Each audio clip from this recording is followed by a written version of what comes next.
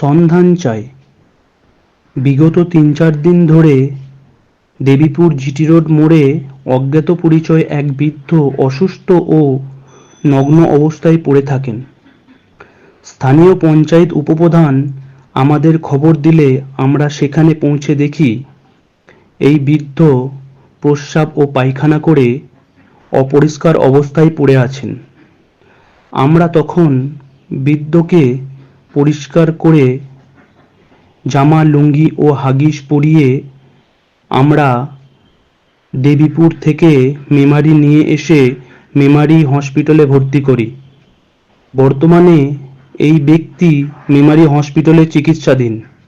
যদি এনার আত্মীয় পরিজনের কেউ সন্ধান পান তাহলে আমাদের সাথে অবশ্যই যোগাযোগ করবেন।